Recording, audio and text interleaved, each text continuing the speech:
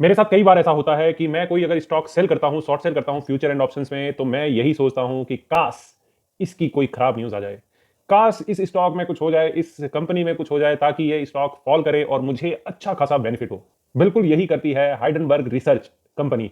ये क्या करती है? ये भी ऐसी ही कंपनी, बड़ी-बड़ी कंपनियों को पकड़ती है, उसके बारे में रिसर्च करती है और फिर उसके बाद में उस कंपनी को शॉर्ट कर देती है। शॉर्ट करने के बाद में ये इसकी नेगेटिव पब्लिसिटी करना शुरू करती है, अपनी वेबसाइट पे नेगेटिविटी फैलाना शुरू करती है और उस कंपनी को बर्बाद कर देती है।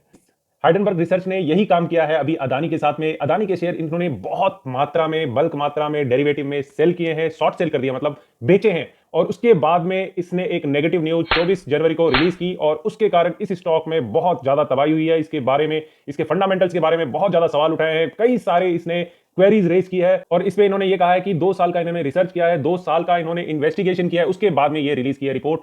हिडनबर्ग रिसर्च एलएलसी एक ऐसी कंपनी है जो पहले कंपनी को सेल करती है, शॉर्ट सेल करती है, मतलब बेच देती है। उसके बाद में इसके बारे में नेगेटिव पब्लिसिटी अपनी करनी शुरू करती है। उसके बाद में ये जब शेयर नीचे गिरता है तो उसके बाद में ये नीचे वाले भाव में इसको खरीद लेते हैं और इसमें मोटा मुनाफा कमाते हैं।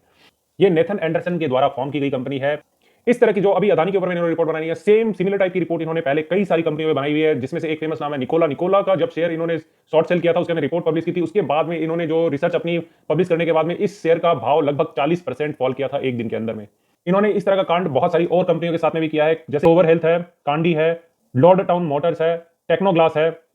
और ये दावा करते हैं कि ये इन्वेस्टर्स को प्रोटेक्ट करते हैं, जबकि ये अपना मोटा माल छाप के निकल जाते हैं। अभी क्या हो रहा है? अदानी का एफपीओ आने वाला है और ये नेगेटिव न्यूज़ फैला के इसके ऊपर दबाव बनाया जा रहा है। और किस तरह से क्या हो रहा है गेम और क्या रिपोर्ट आई है ये और इसके बाद में क्या हुआ है, आज आप देखेंगे तो अदानी के सारे शेयर्स बहुत बुरी तरह से पिटे हैं, बहुत ज्यादा नीचे गिरे हैं। जान लेते हैं इस सारी की सारी रिपोर्ट को इस वीडियो के अंदर में। तो यह है अदानी ग्रुप का हाल इस रिपोर्ट के पब्लिश होने के बाद में। अदानी की सातों कंपनियों में बहुत ज्यादा गिरावट आई है। सिर्फ अदानी एंटरप्राइज जो कि एफएनओ में ट्रेड होती है उसको छोड़ दिया जाए तो बाकी सभी कंपनियों में बहुत जबरदस्त गिरावट आई है। यहां तक अदानी ट्रांसमिशन लगभग 9% गिरा है, अदानी पोर्ट लगभग 6%, अदानी पावर्स 5%, अदानी गैस लगभग 6% और अदानी विल्मर लगभग 5% डाउनफॉल दिया है। और इवन अदानी विल्मर में 5% का लोअर सर्किट लग चुका है। अब ये रिपोर्ट क्या है और किस तरह से इसको काउंटर कर रही है अदानी ग्रुप, वो भी देखेंगे, सारी की सारी चीजें समझने की कोशिश करेंगे। और ये इसकी हेडिंग है अदानी ग्रुप के बारे में। इसमें third richest person is pulling the largest con in the corporate history. बिल्कुल एक तरह का आरोप लगा दिया है इन्होंने अदानी ग्रुप के ऊपर में। और एक वन बाय वन इन्होंने फैक्ट लिखा है, लेकिन फैक्ट में कहीं कॉन्क्रीटनेस नहीं नजर आ रही है। और इस रिपोर्ट में इन्होंने बहुत लंबी चौड़ी लिस्ट बनाई है। इन्होंने कहा है कि हम 2 सालों से इसके ऊपर इन्वेस्टिगेशन कर रहे हैं और स्टॉक मैनिपुलेशन की बात की है, अकाउंटिंग फ्रॉड की बात की है और दशकों से ये चला आ रहा है, ये सब कहा है इस रिपोर्ट के अंदर में। आप समझने की कोशिश करेंगे, अगर रिपोर्ट को पढ़ेंगे तो ये देखिए, Gautam Adani founder and chairman of Adani group has amazed A net worth of रफली 120 billion dollar adding 100 billion over last, मतलब 3 सालों में इन्होंने 100 बिलियन डॉलर अपनी नेट वर्थ में ऐड किया है, लार्जली थ्रू स्टॉक प्राइस के थ्रू इन्होंने ऐड किया है। इसमें से 7 की लिस्टेड कंपनी है which has spiked over 819% spike किया है लगभग इन average, on an average last 3 साल में लगभग 8 गुना बढ़ी है इनकी हर कंपनी। जब कोई स्टॉक बहुत ज्यादा बढ़ जाता है ना, बहुत तेजी से बढ़ता है, तो उसके पीछे बहुत लोग लग जाते हैं। इसी तरह से पूरे आम जीवन में भी ऐसा ही होता है। अगर कोई व्यक्ति बहुत ज्यादा प्रगति कर रहा है ना, तो फिर उसको गिराने के लिए बहुत लोग आ जाते हैं।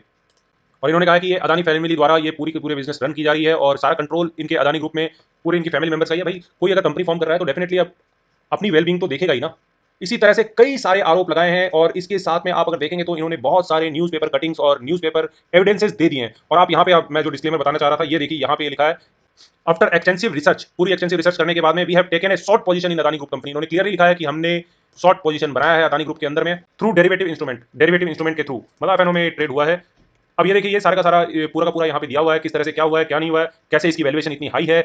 ये वन ईयर रिटर्न दिखाया है, फिर 3 ईयर रिटर्न दिखाया है और ये दिखा रहे हैं कि 1300% लगभग अदानी इंटरप्राइज में गेन हुआ है, इसकी वैल्यूएशन इतनी ज्यादा बढ़ी है। वहीं अदानी टोटल गैस लगभग 2000% से इंक्रीज की है इसकी वैल्यूएशन, इसके स्टॉक प्राइसेस में इतनी ज्यादा इंक्रीमेंट आई है।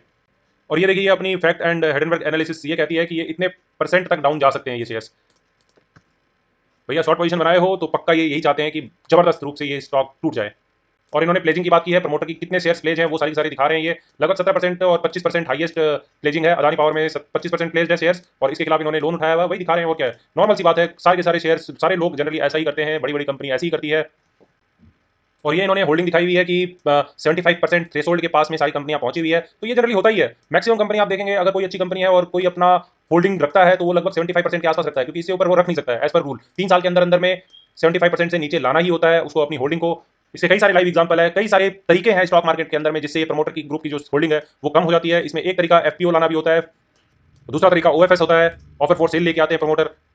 कितने शेयर क्रैश करने के बाद में इमीडिएटली अदानी का क्लैरिफिकेशन आया और अदानी ग्रुप ने अपना क्लैरिफिकेशन दिया और ये इसकी अनाउंसमेंट की क्लैरिफिकेशन यहाँ पे सबमिट की हुई है 25 तारीख को, आप देख सकते हैं। लगभग 3 बजे ये नोटिफिकेशन इन्होंने दे दिया और 3 बजे इन्होंने अपनी रिपोर्ट रिलीज कर दी है।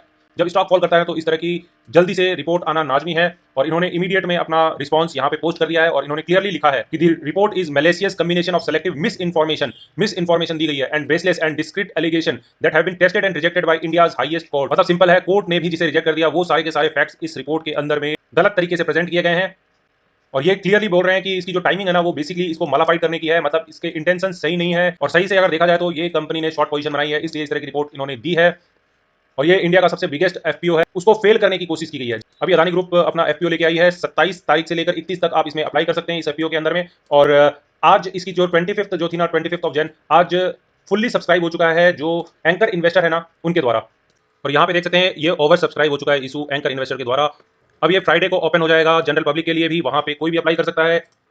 इन सारी रिपोर्ट्स का एक ही मतलब है भैया, एक ही मकसद है कि पैसा कमाना है।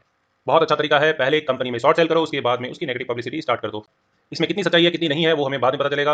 आपको क्या लगता है, क्या हमें इसमें सब्सक्राइब करना चाहिए या नहीं करना चाहिए? क्या आपका ख्याल है अदानी ग्रुप के बारे में? जरूर कमेंट बॉक्स में लिखकर बताइए।